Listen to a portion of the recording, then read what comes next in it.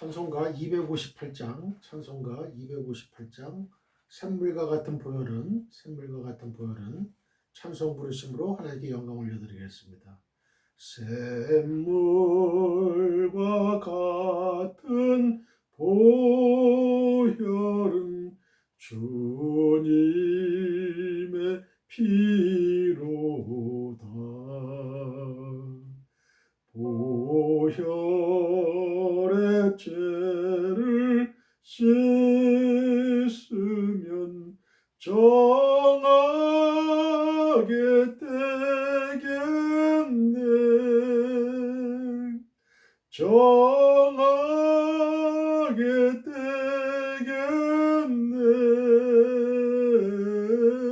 정하게 되겠네. 보혈의 죄를 씻으면 정하게 되겠네. 저도 회개하고서 보혈에 씻었네. 저도 같은 이 몸도 죄 씻기 원하네. 죄 씻기 원하네. 죄 씻기 원하네. 저도 같은 이 몸도 죄 씻기 원하네. 죄속함 받은 백성은 영생을 얻겠네. 샘솟듯하는 피권세 한없이 크도다. 한없이 크도다. 한없이 크도다. 샘솟듯하는 피권세 한없이 크도다. 날 정케 하신 피보니 그 사랑 한없네. 살 동안 받는 사랑을 늘 찬송하겠네. 늘 찬송하겠네. 늘 찬송하겠네. 살 동안 받는 사랑을 늘 찬송하겠네.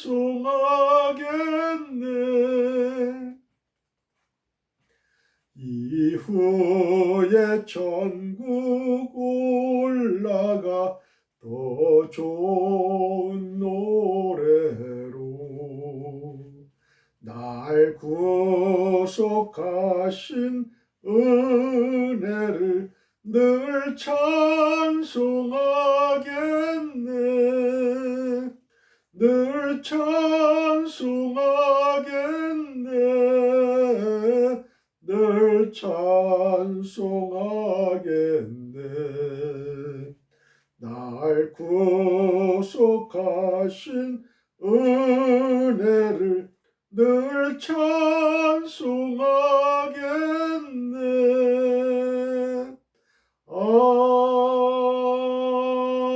아멘. 할렐루야, 할렐루야. 오늘도 기쁘고 즐겁고 좋은 날입니다. 하나님의 풍성하신 은혜가 여러분과 여러분의 가정과 여러분의 직장과 여러분의 교회와 여러분의 학교와 이 사회에 또 대한민국 전 지구촌에 하나님의 풍성하신 은혜가 넘쳐나시기를 주님의 이름으로 축원드립니다. 할렐루야. 샘물과 같은 보혈은 주님의 피로다.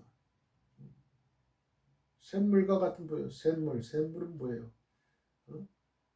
그 지하에서 계속적으로 뿜어져 나오는 물이잖아요. 샘물. 샘물과 같은 그 보혈은 주님의 피예요. 보혈에 죄를 씻으면 정하게 되겠네. 이 피도 피 나름이죠. 인간의 피가 무슨 인간을 죄를 구속할 수 있고 대속할 수 있겠어요. 인간의 죄를 씻을 수 있겠어요. 예수님의 그 죄 없으신 그분의 피, 능력의 피, 하나님의 피가 우리의 모든 죄를 다 정하게 하고 씻어주신단 말이에요. 하나님은 죄가 없으신 분이에요. 하나님은 능력이 있으신 분이에요. 그렇기 때문에 우리의 과거의 죄, 현재의 죄, 앞으로 우리 주님 세컨 커밍 재림하실 때까지 모든 죄악들을 전 세계의 모든 사람들의 죄를 다 씻어주신다. 그럴 능력이 있다. 주님의 피에 우리의 죄를 씻으면 그런 전제 조건이 있죠. 우리가 주님을 믿게 되면, 진짜 믿게 되면, 내 마음속에 구주와 주님으로 믿게 되면, 나의 주님으로, 나의 구세주로 믿게 되면 이런 역사가 일어나는 거예요. 근데 입으로는 믿는다 하면서도 행동은 믿어지지가 않아요. 생각은 믿어지지가 않아요. 내 마음은 믿어지지가 않아요. 내 입술로만 믿는다 그래요. 그건 거짓 고백이죠. 거짓 고백이에요. 그거. 보혈의 죄를 씻으면 정하게 되겠네. 그런 사람은 구원 못 받죠. 아무리 예수님이 하나님의 아들이고 나의 구주고 나의 구세주다. 아무리 백날 천날 천번을 입술로 고백을 해도 그건 열매를 맺지 못하죠. 하나님의 자녀가 될 수가 없어요. 왜? 나의 생각과 나의 마음은 아니거든. 나의 행동은 그게 아니거든요. 그러니까 하나님의 자녀다 아니다. 또 하나님의 자녀면 구원을 받잖아요. 영생을 얻잖아요. 저 사람 하나님의 자녀야. 구원받았어. 이거를 알려면 그 사람의 행동을 보면 알아요. 행동. 그 사람이 말만 가지고 믿을 수가 없어요. 그 사람이 어떻게 행동하느냐. 그야말로 왕자답게, 하늘의 왕자답게, 공주답게 행동하느냐. 그 행위에 건세와 능력이 있는 거예요. 증명력이 있는 거죠. 저 도적 회개하고서 보혈에 씻었네. 그렇죠? 저 도적 같은 이 몸도 제 씻기 원하네.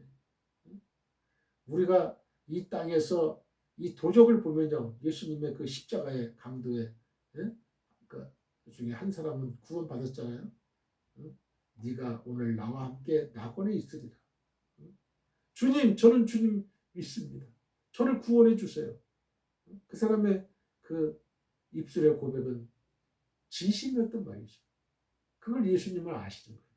예수님은 돌아가시는 그 순간까지도 한 영혼이라도 구원을 시키려고 하는 거예요. 우리의 삶도 바로 그래야 되겠죠. 우리가 죽는 그 순간까지, 죽는 우리의 코끝에서 숨이 먹기 전까지 우리의 임무는 뭐예요? 우리의 미션은 뭐예요? 한 영혼이라도 더 구원해내야 된다. 제가 신들러 리스트를 오래전에 봤어요. 몇십 년 전에 봤는데 그때 마지막 그 신들러의 마지막 고백이 생각이 납니다. 지금도 생각이 나요.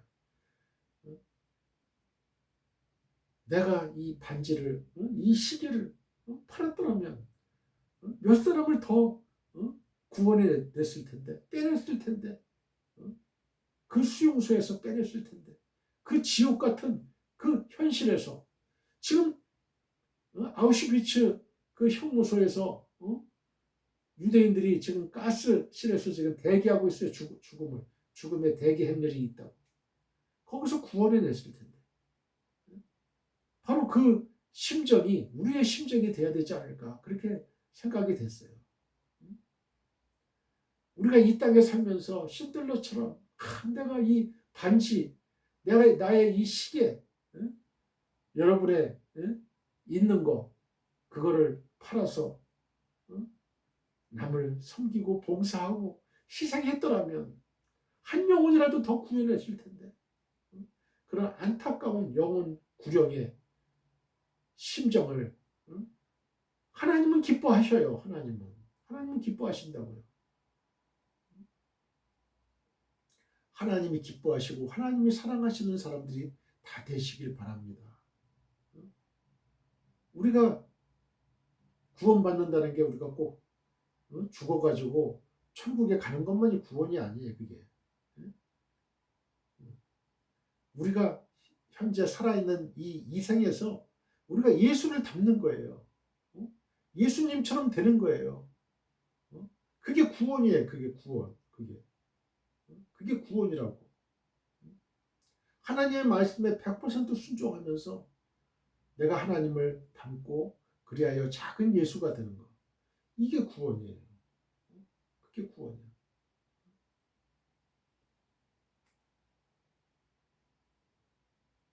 그러니 얼마나 이 강도는 수지 맞았어요. 수지. 제가 수지했습니다만.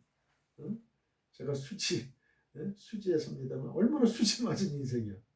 이 땅에 살면서 선한 일 그런 거 거의 안 했을 거예요. 그죠? 그러니까 이 땅에서 뭐 선행을 하고 봉사를 많이 해서 구원받는 게 아니라고. 그런 거 없어도 내가 진심으로 예수님을 하나님의 아들로 믿고 인정하고 나의 주님과 나의 구세주로 진정으로 내가 받아들이고 영접했다면 그 사람은 성령을 받아요. 성령을. 예수 그때 영을 받는다고요. 그런 사람은 180도 변화된 인생을 살아요. 여태까지 걸어왔던 인생의 그 족적을 안 밟아요. 새로운 방향으로 하나님을 섬기는 방향, 하나님을 사랑하고 이웃을 사랑하는 그런 거룩한 삶을 살게 됐죠. 사도 바울처럼. 예수 믿는 사람 막 죽이려고 했던 사람이 예수를 전도하잖아요. 예수. 목숨을 걸고 전도하는 이런 사람이 되는 거예요. 그런 사람이 되지 못했다면 그거는 뭔가 이상한 거죠. 이상한 거예요. 내가 성령이 임했는데 성령과 그 성령님과 늘 대화하고 소통하고 기도하고 성령님 이런 문제 있습니다. 어떻게 할까요? 도와주세요.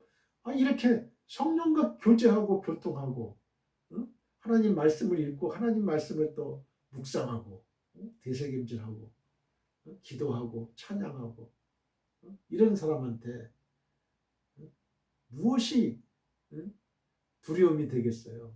예수님도 그랬죠. 너희 육신을 죽이는 자를 두려워하지 말라. 너희 죽음 후에 지옥에 던져놓는 하나님을 두려워하라. 그랬잖아요.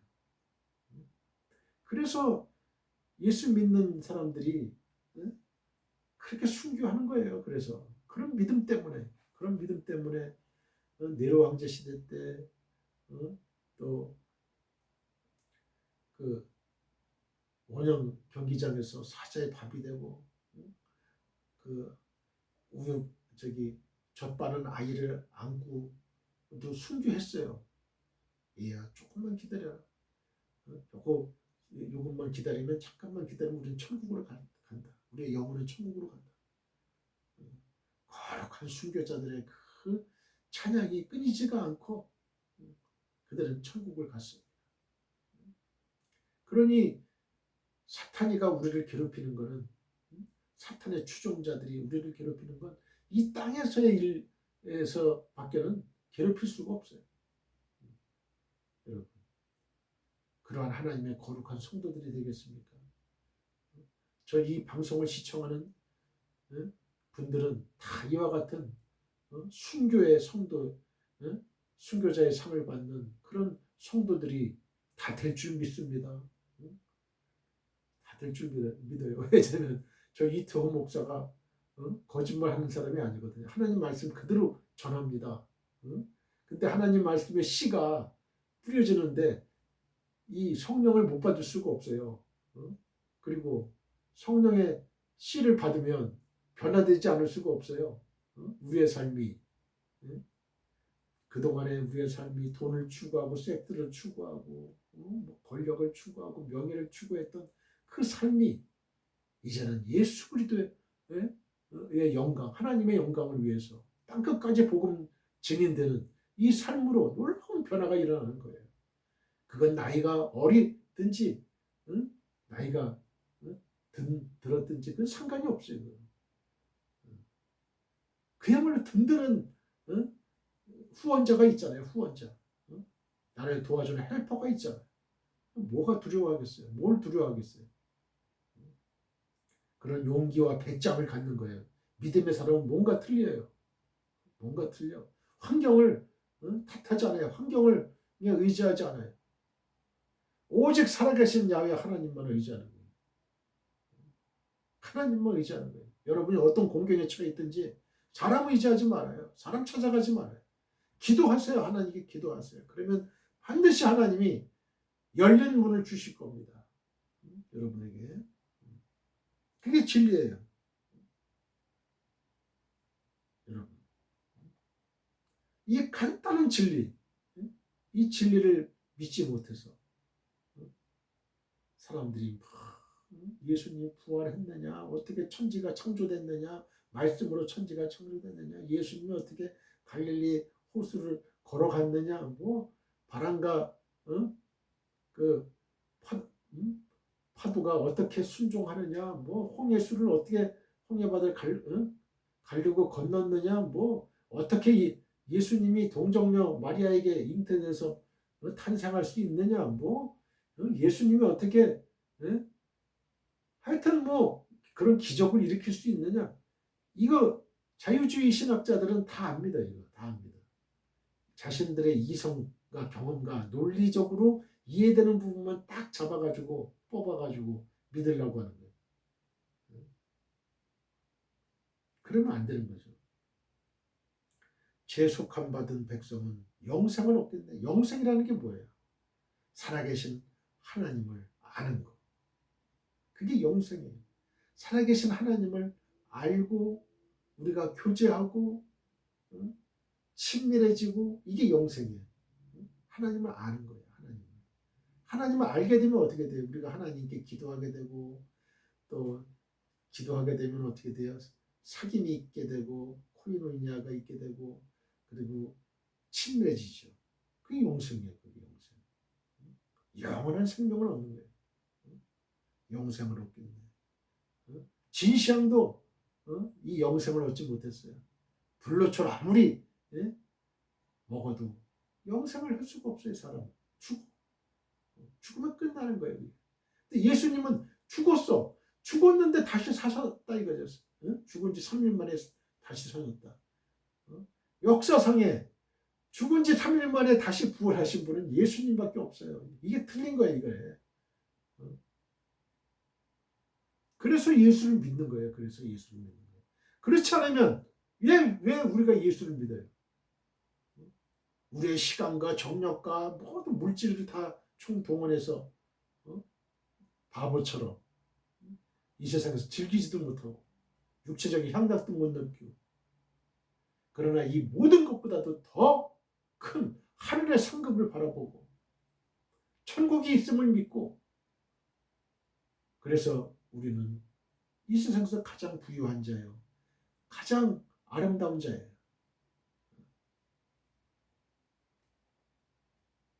샘솟듯하는 피곤새 한없이 크도다. 천지 만물 우주 모든 만물을 창조하신 그 피곤새 날 정케 하신 피보니 그 사랑하는데 나를 정결케 해주신 그 피를 보니까 그 사랑하는데 살 동안 받는 사랑을 늘 찬송하겠네. 우리가 죄를 짓게 되면 우리가 마치 이 목욕을 안 하면 뭐랄까요? 특히나 이제 팔레스타인 같은 그런 건조한 땅에 비도 잘 안 내리고 그 땀이 얼마나 나겠어요. 그런데 목욕을 못 하는 거야. 몸을 못 씻는 거예요. 그러면 찝찝하잖아요. 그죠? 우리가 우리나라에서도 마찬가지겠지만 하루만 샤워를 안 해도 찝찝하잖아요. 죄를 짓게 되면 우리가 이 평안을 누릴 수가 없어요. 평안을. 응? 그 더러움에, 죄의 더러움에, 죄가 주는 또 공포에 얼마나 공포가 심하겠어요. 그 남자 여자 간의 그 불륜 관계가 밝혀질까봐 두려워하는 사람들 많잖아요. 그리고 두 집 살림하는 사람들 밝혀질까봐 두렵잖아요. 그리고 지금 특히나 이 여성 성도들은 조심해야 돼. 학생 때부터 몸을 깨끗이 해야 돼. 그렇지 않으면 그 성착취범들의 그 먹잇감이 되는 거예요. 그게 지금은 디지털 시대라 다 그냥 일시에 그냥 공개가 다 되는 거예요. 그냥. 그런 범죄의 표적이 되면 안 돼. 절대로 타겟이 되면 안 돼. 늘 하나님의 말씀으로 거룩한 삶, 정결한 삶, 예배당에 나와서 늘 기도하고 찬양하는 마리아 같은 그런 사람들이 돼야 돼. 막달라 마리아 얼마나 자신의 돈으로 그 제자들을 섬겼습니까? 예수님을 섬기고 예수님을 따르던 여자들, 그런 여인들처럼 한나처럼 루처럼 그런 거룩한 하나님의 여인들이 돼야 돼. 그럴 때 하나님의 큰 축복에 그걸 받아 누리는 그런 사람들이 되는 거예요.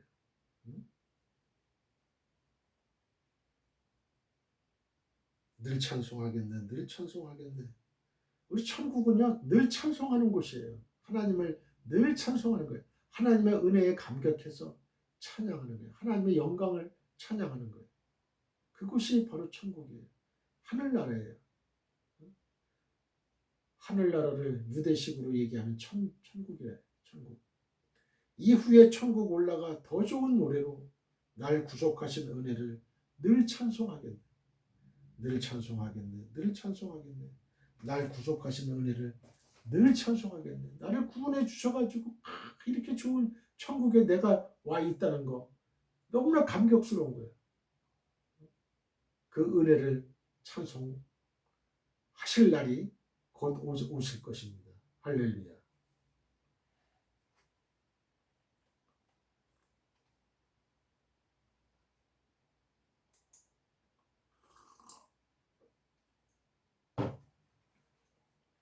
사랑하는 성도 여러분, 우리는 주님의 지상 명령을 따라 우리의 일평생을 전도와 선교를 해야 할 책임과 권리를 갖고 있습니다. 너희는 땅 끝까지 이르러 내 증인이 되리라고 예수님이 직접 말씀하셨습니다. 우리는 우리의 가까운 가족, 친족, 친구, 지인, 회사 동료 등에게 이태호 목사의 유튜브에서 설교 방송을 시청하라고 권하시면 됩니다. 검색창에 이태호 목사 설교라고 치면 저의 설교 영상을 다 시청하실 수가 있습니다. 다른 이야기는 하지 마시고 하나님의 감동적이고 은혜로운 말씀이 있으니 한번 시청하라고만 하시면 됩니다. 바로 그것이 전도요 선교입니다. Dear fellow believers, we have the responsibility and right to evangelize and to missions throughout our lives according to the Lord's great command. You will be my witnesses to the ends of the earth, said Jesus himself. You can recommend our close family, relatives, friends, acquaintances, and company colleagues to watch Pastor Littlew's sermon broadcast on YouTube and Facebook. If you type Pastor Littlew's sermon in the search box, you can watch my sermon video. Don't talk about anything else. There are God-moving and gracious words, so you just have to watch it. That is evangelism missions. 오늘의 설교 제목은 룻을 향한 하나님의 계획 3입니다. 자, 저를 따라해 보세요. 룻을 향한 하나님의 계획. 룻만 하나님의 계획이 있나요? 룻만? 룻에 대해서만 하나님의 계획이 있나요? 아니에요. 이 이태호 목사와 여러분에게도 각자 하나님의 계획이 반드시 있는 거예요. 자, 다시 한번 따라해 보세요. 자신의 이름을 대면서 이태호를 향한 하나님의 계획 반드시 있다. 계획과 뜻이 있다. 하나님의 계획과 뜻이 있다. 나 이태호 목사를 이 땅에 태어나게 하신 목적이 있다. 계획이 있다. 뜻이 있다. 하나님의 의도가 있다. 그걸 늘 마음속에 생각하시고 사셔야 돼요. 과연 나를 향한 하나님의 계획과 뜻이 무엇이냐? 내가 어떻게 사는 것이 하나님의 계획이냐? 여러분, 이것을 날마다 기도로서 또 찬양 부르고 말씀 보면서 묵상하면서 하나님, 나를 향한 하나님의 계획을 발견해야 돼. 그리고 그 계획이 발견됐다면 그곳을 향해서 정진하는 거예요. 앞으로 돌진하는 거예요. 뒤로 후퇴하는 건 없어요. 본문은 룻기서 1장 6절로 8절입니다. 본문을 읽기 전에 저를 한번 따라해 주세요. 지구촌교회 수지성전 주일 2시 예배가 아주 하나님의 은혜가 넘친다면서요. 한번 앞뒤 좌우 사람들에게 이야기해 보세요. They say that the Sunday 2 o'clock service at the Global Church Suji Temple is very full of God's grace.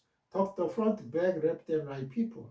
나만 은혜 받을 수 없어요. 다른 사람들도 천국 잔치 은혜의 자리에 초청합시다. 한번 앞뒤 좌우 사람들에게 이야기해 보세요. I cannot be the only one to receive grace. Let us also invite others to the heavenly banquet and the place of grace. Talk the front, back, left and right people. 오늘도 하늘에서 성령의 은혜가 폭포수같이 떨어집니다. Today too, the grace of the Holy Spirit falls like a waterfall from heaven. 믿는 자는 아멘 하시기 바랍니다. Those who believe should say amen. 고백한 대로 될지어다. 아멘. Let it be done as you confessed. 아멘. 예수님만이 우리의 영원한 소망이요 목적입니다. Only Jesus is our eternal hope and purpose. 여러분과 여러분의 가정과 우리나라와 지구촌 교회 위에 주 예수 그리스도의 은혜와 하나님의 한없는 사랑과 성령의 교통하심이 영원히 함께 하시기를 간절히 축원드립니다. I sincerely pray that the grace of the Lord Jesus Christ, God's infinite love and the fellowship of the Holy Spirit will be with you and your family, our country, and the global church forever. 아멘. 할렐루야. 할렐루야. 룻기서 1장 6절로 8절 다 같이 본문을 읽겠습니다. 그 여인이 모압 지방에서 여호와께서 자기 백성을 돌보시사 그들에게 양식을 주셨다함을 듣고 이에 두 며느리와 함께 일어나 모압 지방에서 돌아오려 하여 있던 곳에서 나오고 두 며느리도 그와 함께 하여 유다 땅으로 돌아오려고 길을 가다가 나오미가 두 며느리에게 이르되 너희는 각기 너희 어머니의 집으로 돌아가라. 너희가 죽은 자들과 나를 선대한 것 같이 여호와께서 너희를 선대하시기를 원하며. 아멘. 자, 6절을 봅니다. 그 여인은 누구예요? 나오미죠. 그 여인이 모압 지방에서 여호와께서 자기 백성을 돌보시사 그들에게 양식을 주셨다함을 듣고 이에 두 며느리와 함께 일어나 모압 지방에서 돌아오려 하여. 히브리어를 읽겠습니다. 와타콤 히 웨칼루테아 와타사우 미셋 모압 키 사메아 비스데 모압 키 파카드 예후와 엣 암모 라테트 라헴 1장 6절입니다. 그 여인이 이에 두 며느리와 함께 일어나 모압 지방에서 돌아오려 하여 와타콤 히 웨칼루테아 와타사우 미세드 모압. 한글 개역 성경에서 번역하지 않은 히는 그녀라는 뜻의 영어로 she라는 뜻의 인칭 대명사예요. 그 히브리어에서 히는 영어로 she예요. she. 히는 히브리어의 히는 영어의 she다. 그렇게 아시면 돼요. 그리고 돌아오려 하여로 번역된 와타사브는 계속적 와우와 슈브의 미완료 여성 3인칭 단수형이 결합된 형태예요. 그래서 해석을 하자면 그리고 그녀가 돌아왔다는 뜻이에요.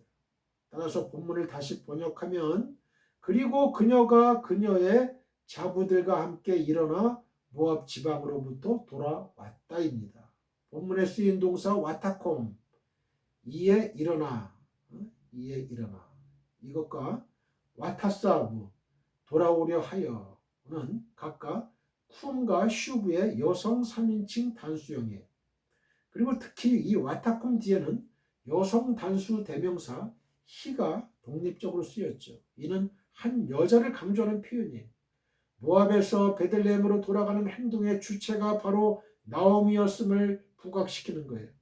이러한 6절은 1절과 대조를 이루고 있죠. 먼저 1절에 베들레헴에 흉년이 들었다는 말은 6절에 그들에게 양식을 주셨다는 말과 대조를 이뤄요.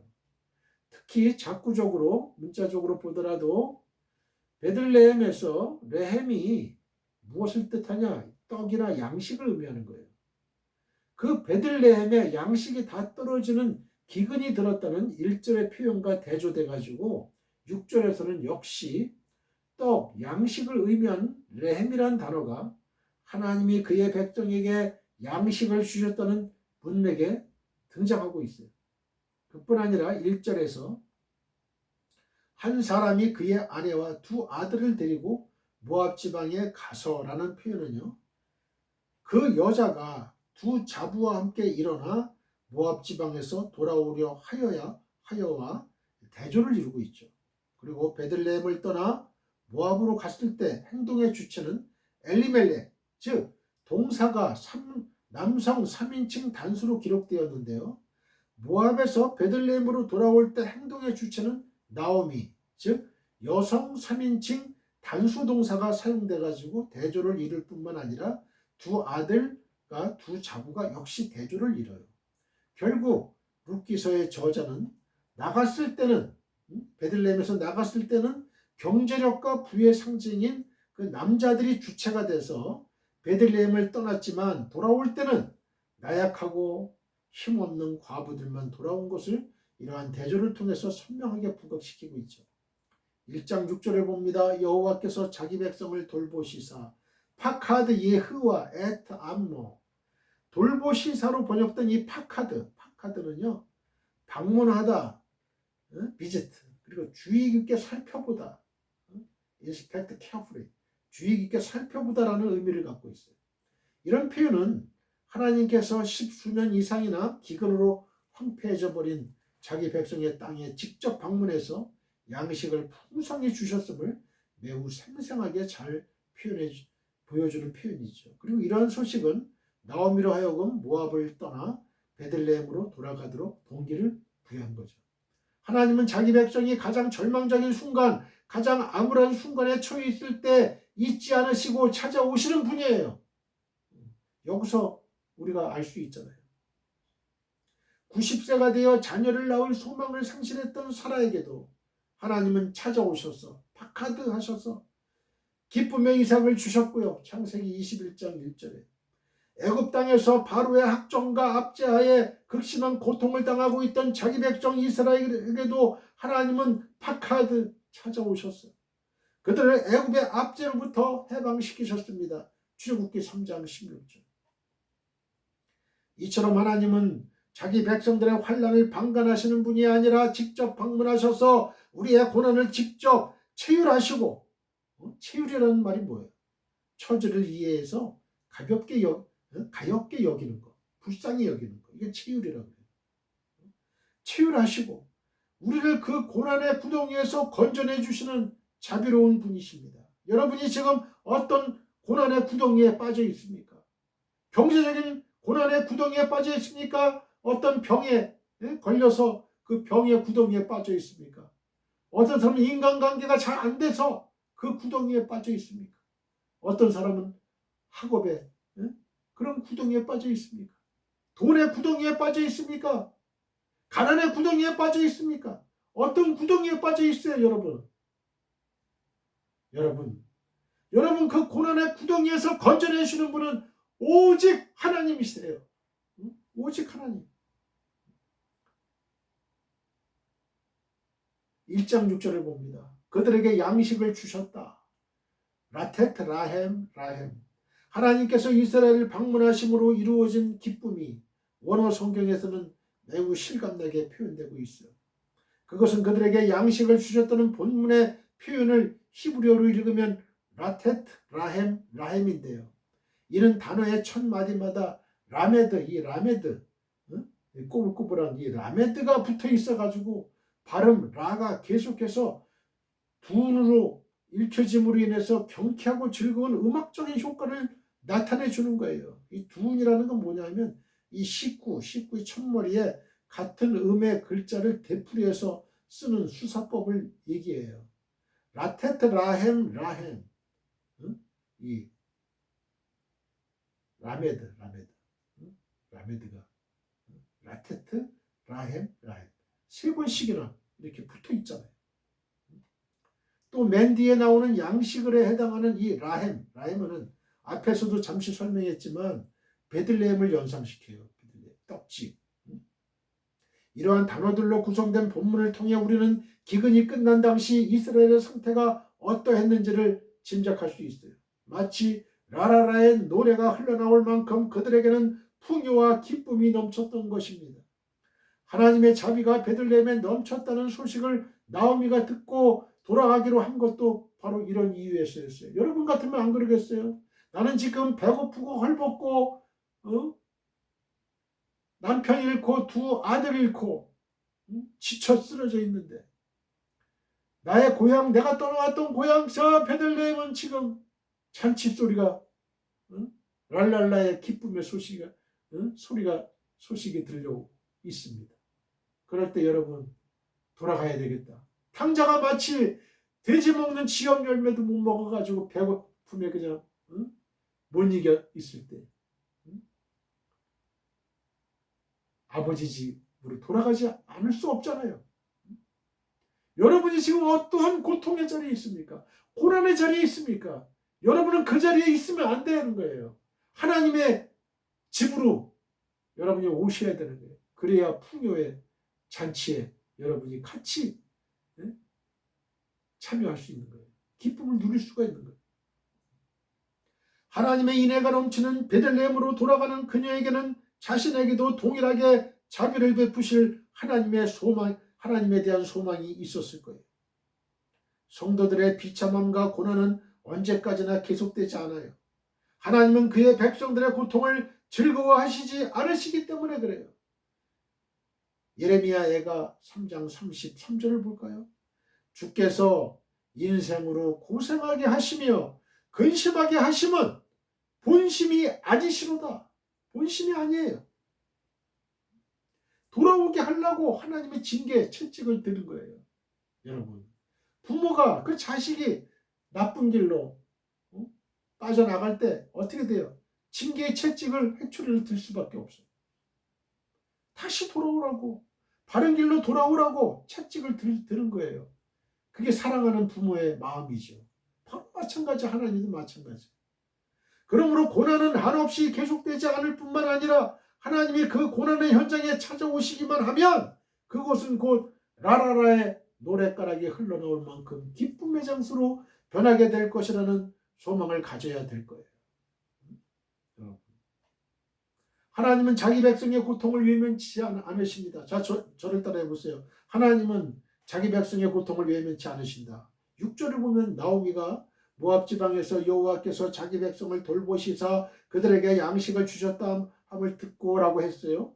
이는 나오미가 자신의 남편 엘리멜렉과 함께 모압 땅으로 이주하게 된 동기가 되었던 이스라엘 땅의 기근, 즉 이스라엘에 대한 하나님의 징계가 끝났음을 의미하는 거예요. 하나님께서 이처럼 이스라엘 백성에 대한 징계를 거두신 것은 바로 자기 백성들을 권고하셨기 때문에 권고라는 게 뭐냐면 돌보셨다 이거 돌보셨다. 자기 백성들을 돌보셨기 때문에 그래요. 즉 하나님께서는 비록 범죄한 당신의 백성들을 징계하셨지만 여전히 그들을 사랑하셨기 때문에 고통 중에 버려두지 않으시고 긍휼을 베풀어 그 고통 중에서 그들을 건져주시는 거예요. 여러분, 하나님의 백성, 하나님의 자녀는 아무리 공궁에 처하고 고통에 처해도 죽는 법이 없어요. 죽이는 게 아니에요. 그건 하나님이. 그 고난으로 그 고통으로 죽는 케이스는 하나도 없었어요. 성경 전체에서. 돌아오면 하나님이 받아주고 사랑해주고 다시 복 주시고 그런 인애와 사랑의 하나님, 헤세드의 하나님, 그런 은혜의 하나님. 이처럼 하나님께서는 자기 백성의 고통을 외면치 않으세요. 비록 그들의 고통받아 마땅한 죄인들이요 긍휼히 여김을 받을 만한 자격조차 없는 자들일지라도 당신께 하나님께 부르짖으면 반드시 찾아가셔서 그들을 고통 중에서 건져내시는 거예요. 애굽 땅에서 극심한 노역으로 인해서 신음하던 이스라엘 백성들을 보세요. 하나님께서는 그들을 돌보아 생각하셔서 그 고통 중에서 모세를 통해서 건져내셨잖아요. 이는 그들에게 구원받을 만한 믿음이 있었기 때문이 아니었어요. 출애굽한 이후 끊임없이 하나님을 배반하고 애굽으로 돌아가려 했던 그들의 패역한 모습은 그들이 구원받을 만한 믿음의 소유자들이 아니라는 사실을 분명히 보여줘요. 패역이라는 말이 뭔지 알아요? 도리에 어긋나고 순리를 거스른다. 하나님 말씀을 거스르는 거예요. 이게 패역이에요. 패역. 늘 그들은 하나님의 말씀을 거역하고 패역했어요. 순리를 거슬렀어요. 그럼에도 불구하고 하나님께서 그들을 그 고통 중에서 구원하신 이유는 바로 그들이 아브라함과 이삭과 야곱과의 언약을 통하여 당신의 백성된 자들이었기 때문에 그렇습니다. 출애굽기 2장 24절로 25절. 언약의 백성이에요. 언약의 백성. 또 엘리야를 보십시오. 그가 비록 한낱 우상 숭배자에 불과한 이세벨의 위협을 두려워해서 광야로 도망치는 중이었지만 그럼에도 불구하고 엘리야가 그 길에서 기진하게 되었을 때 하나님께서는 그의 고통을 외면치 않으시고 그에게 천사들을 보내셔서 위로하시고 쉬게 하신 이후에 떡과 물을 공급해 주심으로써 그 고통에서 벗어나게 해줬잖아요. 왕상 19장 4절로 7절. 하나님께서는 결코 당신의 백성들을 고통 가운데 그냥 버려두시는 분이 아니에요. 그들이 어느 곳에 있든지 반드시 찾아가셔서 구원해 주시는 분이십니다. 그래서 다윗은 시편 138편 7절에서 내가 환난 중에 다닐지라도 주께서 나를 살아나게 하시고 주의 손을 펴사 내 원수들의 분노를 막으시며 주의 오른손이 나를 구원하시리이다라고 담대하게 고백할 수가 있었던 거예요. 그러므로 성도 여러분, 그 어떠한 고통 중에 놓일지라도 절망하거나 낙심하지 마시길 바랍니다. 오직 하나님만을 바라며 그의 하나님의 도우심을 구하시길 바랍니다. 그럴 때 하나님께서는 여러분의 고통을 외면치 않으시고 반드시 구원하셔서 참된 평강의 길로 인도하실 것입니다. 평강의 길로. 제가 평강교회 동원동에 있는 평강교회 부목사로 있었어요. 개척교회. 면병 없는 교회. 한 10명 있는 교회. 10명, 20명.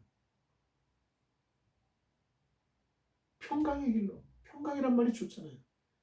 평강의 길로 인도하시는 거예요. 출애굽기 3장 7절로 8절입니다. 여호와께서 이르시되 내가 애굽에 있는 내 백성의 고통을 분명히 보고 여기 밑줄 그으세요. 그들이 그들의 감독자로 말미암아 부르짖음을 듣고 그 근심을 듣고 그다음 그 근심을 알고 동사에 밑줄 그으세요. 내가 내려가서 그들을 애굽인의 손에서 내가 내려가서요. 밑줄 그으세요. 그들을 애굽인의 손에서 건져내고 그들을 그 땅에서 인도하여 아름답고 광대한 땅, 젖과 꿀이 흐르는 땅, 곧 가나안 족속, 헷 족속, 아모리 족속, 브리스 족속, 히위 족속, 여부수 족속의 지방에 데려가려 하노라. 데려가려 한다. 왕하 14장 26절로 27절입니다. 이는 여호와께서 이스라엘의 고난이 심하여 매인자도 없고 노인자도 없고 이스라엘을 도울 자도 없음을 보셨고 여호와께서 또 이스라엘의 이름을 천하에서 없이 하겠다고도 아니하셨으므로 요아스의 아들 여로보암의 손으로 구원하심이었더라.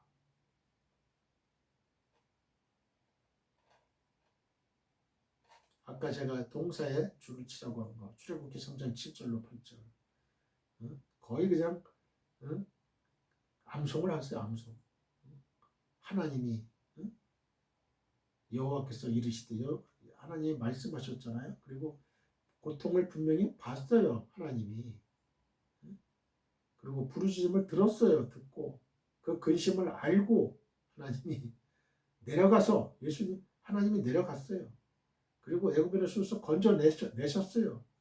그리고 그들을 그 땅에서 인도하셨어요. 인도. 그리고 하나님이 약속하신 그 가나안 땅으로 데려가려 하노라. 어? 얘들, 이거를 우리 고통 중에 있을 때 되씹어 보세요. 명상해 보세요. 묵상해 보세요. 하나님이 이런 하나님, 얼마나 좋으신 하나님이에요. 얼마나 큰 위로가 되는 말씀인지 몰라요. 출애굽기 3장 7절로 8절.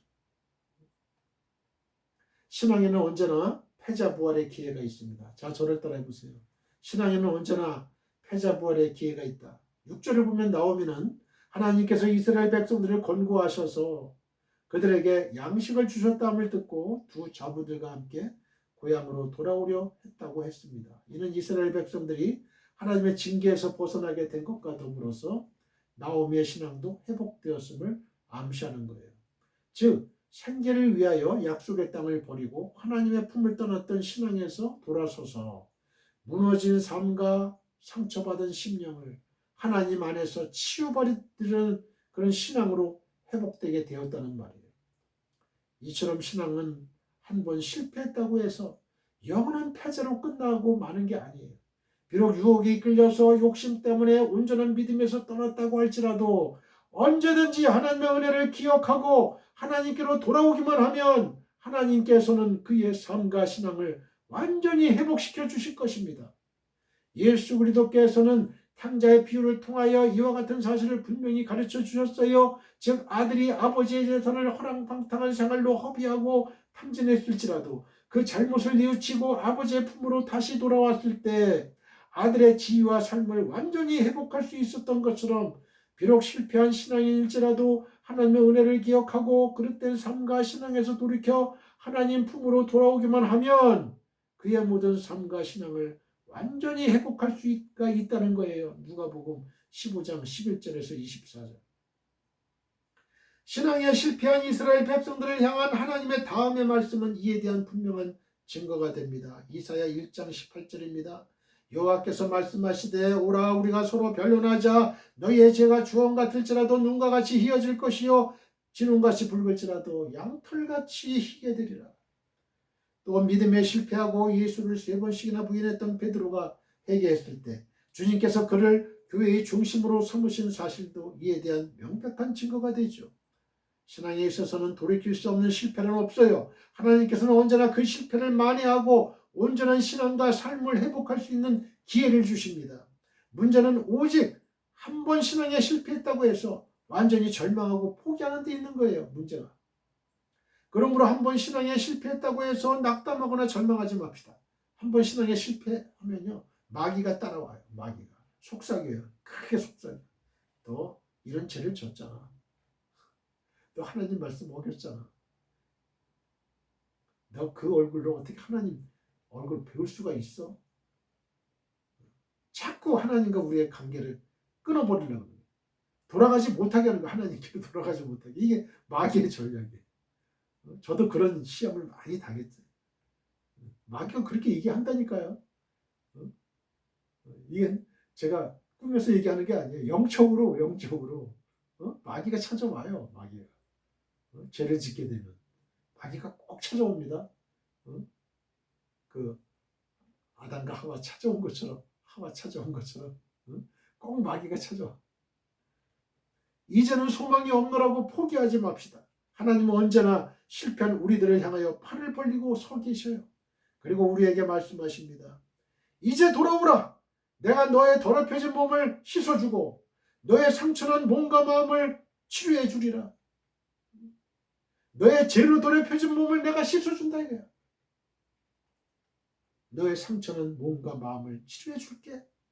이 음성에 귀를 기울이시길 바랍니다. 그리고 더 이상 방황치 말고 하나님께로 돌아갑시다. 하나님께서는 반드시 우리의 삶과 신앙을 완전케 하셔가지고 우리로 하여금 이전에 없었던 참된 기쁨과 만족을 누리게 하실 것입니다.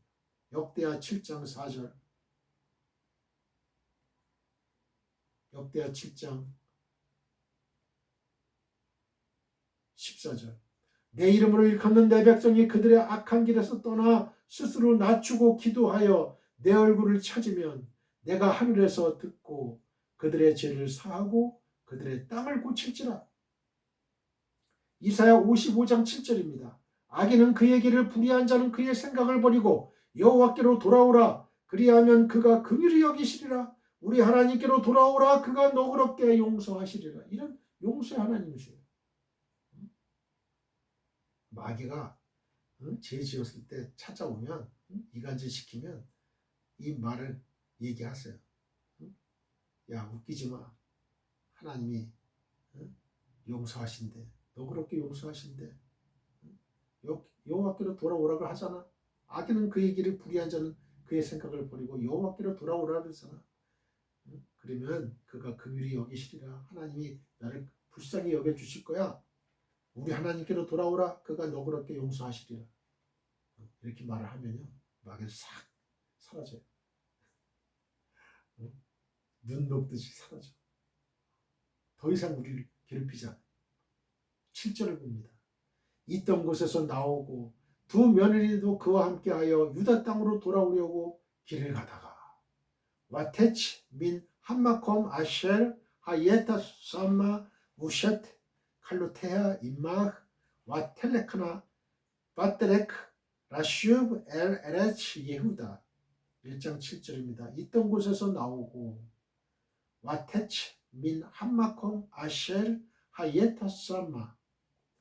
나옥으로 번역된 이 태체는요, 어디에서 나가다, come 어디에서 나가다는 뜻을 지닌 동사, 이 야차 동사의 미완료 여성 3인칭 단수형이에요. 여기서 중요한 사실은 야차 동사가 여성 3인칭 단수형으로 쓰여가지고 모압 땅 밖으로 나온 주체가 나오미 혼자로 묘사되고 있다는 사실이에요.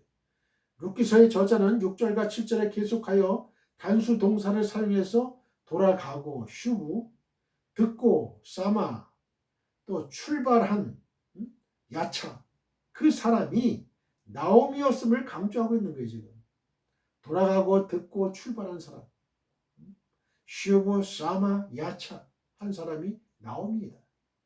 이러한 묘사는 비록 외형적으로는 두 며느리들이 나오미와 동행한 것 같아 보이지만 사실은 그들의 입장이 매우 애매한 상태였음을 은연중에 드러내기 위한 거예요. 그리고 이들이 끝까지 나오미를 쫓아 베들레헴으로 돌아가게 될는지 확실치 않은 상태이기 때문에 동사의 주어가 계속해서 나오미에게만 한정된 거예요. 여성 3인칭 단수형인 나오미. 그러나 19절에 가면 룻과 나오미가 같이 베들레헴에 도착함으로써 여기서부터 비로소 여성 복수형 동사가 사용되게 돼요. 이처럼 원어 성경의 동사 형태를 면밀히 살펴볼 때 두 며느리의 동행은 확실하게 결정된 것이 아니었어요. 따라서 나오미는 두 자부들을 돌려보낼 작정으로 길을 나섰다는 게 확실해요. 이런 사실은 나오미가 거듭 자부들로 하여금 모압에 남아 다시 결혼할 것을 강권했던 데서도 잘 드러나요. 8절과 9절. 그렇죠? 1장 7절입니다. 길을 가다가 와텔레크나 빠테레크, 길을로 번역된 이 빠테레크는요, 뭐뭐 안으로라는 뜻을 가진 전치사 때와 정관사 하, 그리고 길, 위, 길을 의미하는 명사 테레크가 결합된 형태예요. 그래서 그 길 안으로라는 뜻이에요. 그 길 안으로. 따라서 본문을 직역하면요, 그리고 그들은 그 길 안으로 걸어갔다가 돼요. 본문에서 그 길은 유다 땅으로 돌아가는 행위의 중요성을 암시해 주죠. 물론 길은 본문에서 문자적으로 도로, 로드, 통로를 의미하지만 성경에서 이 단어는 보통 비유적으로 많이 사용이 돼요. 즉 선한 삶과 악한 삶의 그 스타일을 언급할 때 길의 관념이 사용되기도 하고요. 시편 1편 6절에 하나님과 인간이 다르다는 이분법적인 의미를 부각시키기 위해서 길이 사용되기도 해요. 이사야 55장 8절과 9절. 따라서 나오미를 비롯한 두 며느리가 그 길에 들어서서 걸었다는 것은 이전의 삶에서 돌아선다는 의미를 내포하고 있어요. 그리고 삶의 방향을 전환한다는 것을 암시적으로 보여주는 표현이 돼요. 고통과 슬픔이 많았던 모압에서의 생활을 청산하고 유다 땅으로 돌아가는 그 길은 그들의 삶의 전환점이 되고 이전과는 다른 삶이 전개되리라는 것을 기대하게 하는 중요한 모티브인 것이죠. 8절을 봅니다. 나오미가 두 며느리에게 이르되 너희는 각기 너희 어머니의 집으로 돌아가라. 너희 어머니의 집으로 돌아가라. 너희가 죽은 자들이 누구예요? 자기 남편 엘리멜렉과 기론과 그 두 아들, 두 아들, 나를 선대한 것 같이 여호와께서 너희를 선대하시기를 원하며. 와토메르 노미 리시테 칼로테아 레케나 쇼베나 이사 레베트 임마흐 야스 예흐와 임마켄 헤셋 카아쉘 아시템 임 함메팀 웨 임마디. 1장 8절을 봅니다. 두 며느리에게 리시테 칼로테아. 리시테는 누구누구에게라는 뜻의 전치사 레와 그리고 둘을 의미하는 수사 셰나임의 여성 연계형이 결합된 형태예요. 즉 셰나임이라는 본문의 표현은 룻기에서 중요한 의미를 지니고 있어요. 왜냐하면 이 두 자부들을 통해서 뚜렷이 대조되는 각기 다른 두 가지 삶의 스타일이 보여지기 때문에 그렇습니다. 이제 갈림길이 되는 시점에서 이 두 사람을 등장시켜 가지고 각각 다른 두 가지 삶의 길을 선택하게 하는 분기점이 제시되는 거예요. 두 며느리가 동일하게 나오미를 따라 길을 나섰지만 정작 삶의 갈림길에서 유다 땅 베들레헴까지 시어머니 나오미를 쫓아갈 것을 선택한 사람은 한 명뿐이었어요. 그죠? 이러한 본문은 두 남자가 한 자리에 누워 있었지만 하나는 데려감을 당하고 다른 하나는 버려둠을 당하고 두 여자가 함께 맷돌을 갈다가 하나는 데려감을 당하고 다른 하나는 버려둠을 당한다는 예수님의 말씀을 떠오르게 하죠. 누가복음 17장 34절 35절. 이처럼 선택은 성공과 실패, 생과 사를 가름하는 중요한 문제예요. 선택. 여러분, 인생에 부모님은 내가 선택할 수가 없지만 내 배우자를 선택하는 거 얼마나 중요한 겁니까? 그런데 저도 젊은 시절에 철이 없었지만 이 배우자를 선택하는 데 있어서 그 중요성을 그렇게 뼈저리게 못 느꼈어요. 그래, 뼈저리게 못 느꼈어. 배우자의 중요성이 얼마나 중요하다는 거. 선택의 문제. 배우자는 내가 선택할 수 있잖아요. 참 중요한 거예요, 이게. 24시간만 같이 붙어 있는 게 아니잖아. 평생을. 예를 들어 30에 결혼했다 그러면 몇십 년을 그냥 90에 죽으면 60년을 100년에 죽으면 70년을 같이 살아야 돼요. 생과 사를 가름하는 중요한 문제죠. 여러분, 선택. 하나님을 믿느냐 안 믿느냐. 이거는 이 땅에서의 생과 사가 문제가 아니에요. 영원한 생과 사. 천국과 지옥. 천국을 가느냐 지옥을 가느냐. 천국에서 조금 좀 낮은 자리에 있다 하더라도 좀 괜찮은 거예요. 지옥보다는. 그거 실감하실 거예요. 여러분들. 실감하실 거예요. 흰 옷을 입고 우리는 하나님을 찬양합니다. 하나님의 영광을 하나님께 영광을 올려드립니다. 여러분, 내가 천국에 와 있다는 그 사실은 놀랄 겁니다. 여러분, 나 같은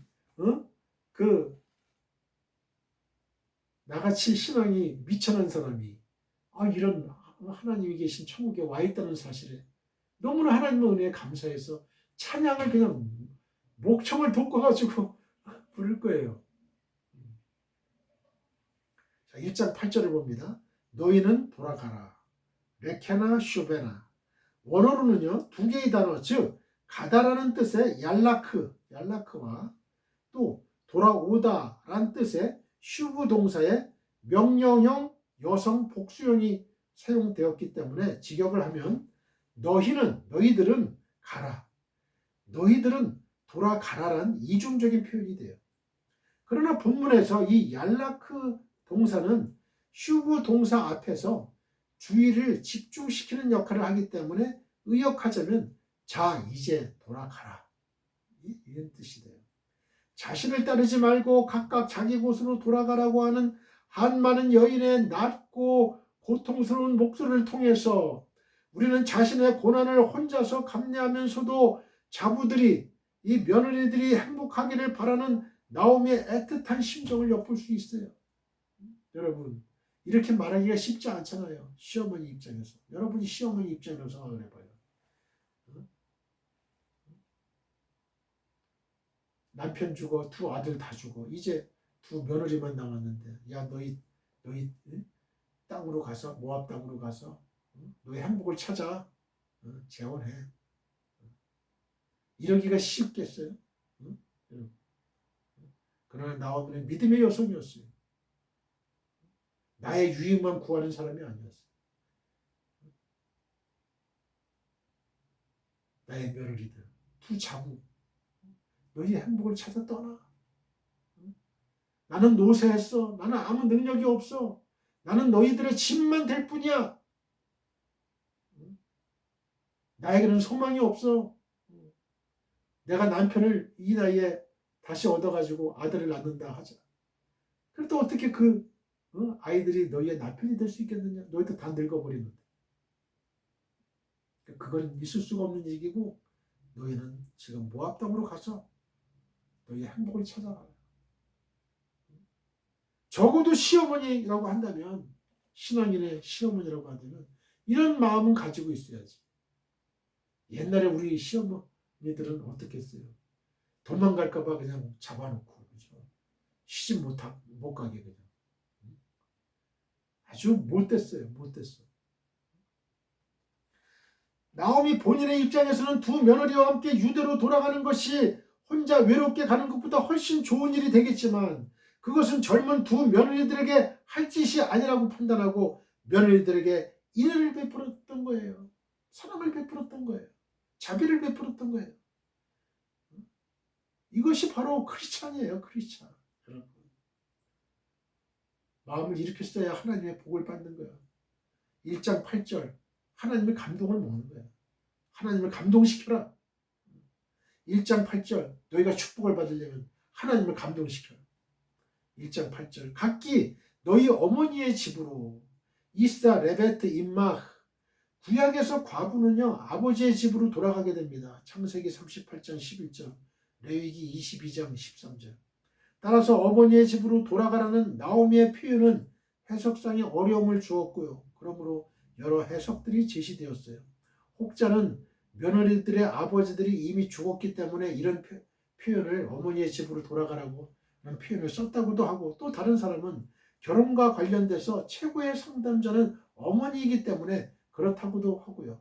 혹은 모압이 모계 사회였기 때문에 이런 표현이 가능하다고 보기도 합니다. 그러나 창세기 24장 28절과 아가서 3장 4절, 8장 2절에 근거해 볼 때 어머니의 집이란 표현은 결혼과 관련된 문제들을 계획하고 의논하는 것과 관련돼 쓰이는 관용적 표현이라고 보는 게 타당할 듯합니다. 한번 볼까요? 창세기 24장 27절로 29절을 봅니다. 이르되 나의 주인 아브라함의 하나님 여호와를 찬송하나이다. 나의 주인에게 주의 사랑과 성실을 그치지 아니하셨사오며 여호와께서 길에서 나를 인도하사 내 주인의 동생 집에 이르게 하셨나이다 하니라. 소녀가 달려가서, 이 소녀는 누구예요? 리브가죠. 이 일을 어머니 집에 알렸더니 리브가에게 오라버니가 있어 그의 이름은 라반이라. 그가 우물로 달려가 그 사람에게 이르러. 아가서 3장 3절로 4절입니다. 성안을 순찰하는 자들을 만나서 묻기를 내 마음으로 사랑하는 자를 너희가 보았느냐 하고 그들을 지나치자마자 마음에 사랑하는 자를 만나서 그를 붙잡고 내 어머니 집으로 나를 잉태한 이의 방으로 가기까지 놓지 아니하였노라. 아가서 8장 1절로 3절을 봅니다. 네가 내 어머니의 젖을 먹은 오라비 같았더라면 내가 밖에서 너를 만날 때에 입을 맞추어도 나를 업신 여길 자가 없었을 것이라. 내가 너를 이끌어 내 어머니 집에 들이고 내게서 교훈을 받았으리라. 나는 향기로운 술 곧 석류즙으로 내게 마시게 하겠고 너는 왼팔로는 내 머리를 고이고 오른손으로는 나를 안았으리라. 그렇다면 본문은 나오미가 두 며느리들에게 어머니의 집에 가서 새로운 결혼을 준비하라고 말한 것이 되죠. 11절에서 나오미가 자부들에게 나오미 자신을 따라오면 재혼할 가능성이 거의 없기 때문에 모압 땅으로 돌아가서 재혼하고 살라는 의미의 말을 한 것으로 보아서도 이 견해는 매우 타당하죠. 나오미는 젊어서 과부가 된 자부들이 앞으로 기나긴 날들을 자식조차 없이 홀몸으로 살아가는 것을 원치 않았던 거예요. 그래서 나오미는 자부들에게 그들의 어머니의 집으로 돌아가 새롭게 결혼해서 새로운 인생을 시작하라고 말하는 자비를 보였던 것입니다. 1장 8절입니다. 너희가 선대한 것 같이 여호와께서 너희를 선대하시기를 원하며 야하세 예흐와 임마켐 헤셋 카아시르 아시템 직역하면 여호와께서 너희에게 인애를 행할 것이다. 너희들이 행한 것처럼입니다. 너희가 선대하느로 번역된 아시템은 행하다는 뜻을 가진 동사 아싸의 완료 2인칭 남성 복수형이에요. 마찬가지로 너희를로 번역된 임마켐도 전치사 임과 남성 2인칭 복수 목적격 전미어 캠이 결합돼서 남성형으로 쓰였어요. 그러나 문맥상으로 너희는 나오미의 두 며느리이므로 2인칭 여성 복수형이 쓰여야 돼요. 여성형 단어를 써야 하는 곳에 남성형 단어를 쓴 본문에 대해서 일부에서는 이것을 히브리 구어체의 영향으로 설명하기도 하고요. 초기 히브리어에서 맴을 붙여 양성으로 표시했던 그러나 발음은 달리했던 형태라고 설명하기도 해요. 여하튼 분명한 것은 이 전미어들 캠과 템은 형태는 남성형이지만 모두 두 여자 즉 두 며느리를 가리키고 있다는 사실이에요. 선대로 번역된 선대 이 헤세드는 한글 개역 성경에서 인자, 은혜, 은총, 인애, 선대, 후대, 자비, 긍휼 등으로 다양하게 번역되는 단어예요. 그리고 이 선대로 번역된 이 헤세드는 대부분 하나님께서 인간에게 베푸시는 지속적인 사랑과 자비를 나타내는 문맥에서 쓰였어요. 현대학자들은 헤세드를 약한 자가 곤궁에 처했을 때 강한 자가 그럴 의무가 없음에도 불구하고 자발적으로 보이는 충성으로 봐요. 일반적으로 충성은 약자가 강자에게 보이는 헌신의 표시지만 성경은 강자가 약자에게 그리고 하나님께서 약한 인간에게 베푸는 충성을 헤세드라고 말하고 있는 것이에요. 이와 같은 사실을 통해서 볼 때 두 며느리들은 나오미와 그의 가족들 즉 모압 땅에서 이방인으로 거주하던 그들에게 강자의 입장에서 선대를 베풀었음을 알 수 있어요.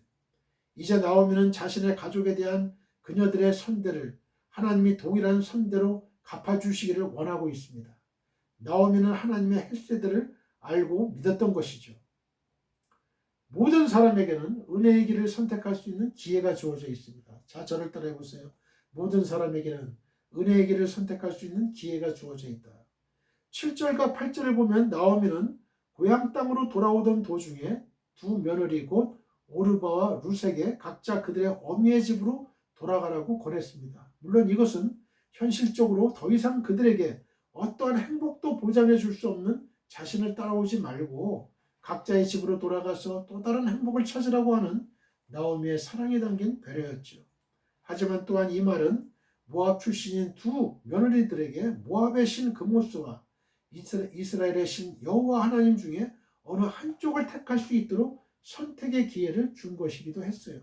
즉 나오미는 오직 여호와 하나님만을 섬겨야 하는 이스라엘 땅에 신앙이 다른 두 자부들을 억지로 이끌고 들어가는 것이 그 자부들에게나 또 이스라엘 백성들에게나 그 어느 쪽에도 유익한 일이 아니라는 판단하에 이스라엘 땅에 이르기에 앞서 자부들에게 분명한 신앙적 결단을 내릴 수 있는 기회를 주었던 거예요. 15절에서 나오미가 오르바에 대하여 그의 백성과 그의 신들에게로 돌아갔다고 말한 것은 바로 나오미의 권유가 신앙적인 결단을 요구하는 권유였음을 나타내죠. 어쨌든 나오미의 이와 같은 권유는 오르바 룻에게는 은혜의 길과 멸망의 길을 선택할 수 있는 기회가 되었어요. 그녀들은 모두 시어머니 나오미를 따라 이스라엘 땅으로 돌아가서 하나님을 섬기는 은혜의 길을 선택할 수도 있었고요. 또 친정집으로 돌아가서 모압의 신 그모수를 섬기다가 멸망하는 멸망의 길을 선택할 수도 있었던 거예요. 이 기로에서 결국 오르바는 멸망의 길을 선택했고요. 룻은 은혜의 길을 선택했습니다. 그래서 오르바의 이름은 성경 속에서 완전히 사라진 반면에 룻의 이름은 다윗과 예수 그리스도의 조상으로 영원히 역사에 남게 되었습니다. 여기서 우리가 특별히 주목해 보아야만 하는 사실은 오르바가 멸망의 길을 선택한 것은 결코 룻처럼 은혜의 길을 선택할 수 있는 기회가 주어지지 않았기 때문이 아니라는 거예요. 즉 오르바에게도 룻과 똑같이 은혜의 길을 선택할 수 있는 기회가 주어졌지만 오르바는 육체의 욕심을 따라 그 은혜의 길을 버리고 멸망의 길을 선택함으로써 스스로 멸망하게 된 것이라는 얘기예요. 사람들이 멸망의 길로 달려가는 것은 결코 그들에게 은혜의 길을 선택할 수 있는 기회가 주어지지 않았기 때문이 아니에요. 이 땅에 살아가는 모든 사람들에게는 동일하게 은혜의 길을 선택할 수 있는 기회가 주어져 있습니다. 그럼에도 그들이 멸망의 길로 달려가는 것은 오직 그들이 욕심에 이끌려 그 은혜의 길을 선택하지 않았기 때문이에요. 사울을 보세요. 그가 하나님께 버림을 받고 그처럼 비참한 최후를 맞을 수밖에 없었던 것은 결코 사울에게 다윗과 같이 하나님과 모든 후세 사람들에게 인정받는 위대한 신앙의 사람이 될 수 있는 기회가 주어지지 않았기 때문이 아니에요. 오히려 사울은 가문으로 보나 외모로 보나 그리고 온 이스라엘을 다스리는 초대왕으로 선택되었다는 점으로 보나 다윗보다도 훨씬 유리한 위치에 있었죠. 그럼에도 불구하고 사울이 그처럼 하나님께 버림받고 비참한 치유를 맞을 수밖에 없었던 것은 사울이 욕심에 이끌려가지고 스스로 멸망의 길을 선택했기 때문에 그렇습니다. 그것은 가룟 유다도 마찬가지죠. 가룟 유다 역시 위대한 신앙의 사람이 될 수 있는 기회가 주어지지 않았기 때문에 역사상 가장 사악한 범죄를 저지르고 영원히 타는 지옥불에 던져지게 된 게 아니에요. 가룟 유다에게는 분명히 예수 그리스도의 12 제자 가운데 한 사람으로 선택되는 그 누구보다도 유리한 기회가 주어져 있었어요. 그럼에도 불구하고 가룟 유다가 그처럼 끔찍한 범죄를 저지르고 영원한 지옥의 형벌을 받게 된 것은 가룟 유다가 욕심에 이끌려서 하늘나라의 12 보좌에 앉아서 세상을 심판하게 될 수 있는 은혜의 길을 버리고 스스로 멸망의 길을 선택했기 때문에 그랬습니다. 이처럼 멸망하는 모든 악인에게도 은혜의 길을 선택할 수 있는 기회는 주어져 있었어요. 따라서 이 땅에 살아가는 그 어떤 사람도 마지막 심판의 날에 하나님 앞에서 나에게는 은혜의 길을 선택할 수 있는 기회가 주어지지 않았노라고 변명할 수가 없는 거예요. 그러므로 성도 여러분, 우리는 항상 은혜의 길을 선택하는 자들이 됩시다. 여러분, 사도 바울과 같은 그런 은혜의 길을 선택하는 사람들이 되어야 돼요. 사도 바울에게도 하나님이 다메섹 도상에서 나타나 보여주셨지만 사울이 완강하게 거부하면 멸망의 길로 가는 거예요. 그래서 사울이 회개했잖아요. 예수님의 음성을 듣고 나는 죽으면 죽으리라. 예수님만을 전하기 위해서 내 목숨을 걸겠다. 그런 은혜의 길을 선택한 거예요. 결코 욕심에 치우쳐서 은혜의 길을 외면하는 어리석은 자가 돼서는 안 돼요. 오직 믿음을 따라 은혜의 길을 선택함으로 큰 은혜와 축복 가운데 살아갈 뿐만 아니라 마침내 영원한 천국을 차지하는 우리 모두가 되기를 간절히 바랍니다. 누가복음 16장 31절 이르되 모세와 선지자들에게 듣지 아니하면 비록 죽은 자 가운데서 살아난 자가 있을지라도 권함을 받지 아니하리라 하였다 하시니라. 요한복음 1장 9절로 13절입니다. 참빛 곧 세상에 와서 각 사람에게 비추는 빛이 있었나니 그가 세상에 계셨으며 세상은 그로 말미암아 지은 바 되었으되 세상이 그를 알지 못하였고 자기 땅에 오매 자기 백성이 영접하지 아니하였으나 영접하는 자 곧 그 이름을 믿는 자들에게는 하나님의 자녀가 되는 권세를 주셨으니 이는 혈통으로나 육정으로나 사람의 뜻으로 나지 아니하고 오직 하나님께로부터 난 자들이니라. 아멘. 할렐루야. 우리 모두 하나님 아버지께 기도드립시다. 하늘에 계신 나의 아버지시여, 주의 성령님께서 오늘 이 방송을 시청하는 설교를 들은 지구촌교회 모든 성도님들에게 믿음의 복을 주옵소서. 자기 백성의 고통을 외면치 않으시는 하나님, 신앙에는 언제나 패자부활의 기회가 있음을 믿고 회개의 은총을 도하여 주소서. 비록 유혹에 이끌려서 욕심 때문에 온전한 믿음에서 떠났다고 할지라도 언제든지 하나님의 은혜를 기억하고 하나님께로 돌아오기만 하면 하나님께서는 그의 삶과 신앙을 완전히 회복시켜 주십니다. 모든 사람에게는 은혜의 길을 선택할 수 있는 기회가 주어져 있음을 감사드립니다. 예수님의 거룩하신 이름으로 감사하며 기도드립니다. 아멘. 지금은 우리 주 예수 그리스도의 은혜와 하나님 아버지의 극진하신 사랑과 성령님의 감화감동 교통 역사하심이 지금 이 방송 예배에 참여하고 있는 모든 지구촌에 있는 성도님들과 그 가정과 직장과 사업장과 우리의 민족과 나라와 한국교회와 세계교회와 우리 사랑 선교회 위에 영원히 함께하기를 축원하옵나이다. 아멘.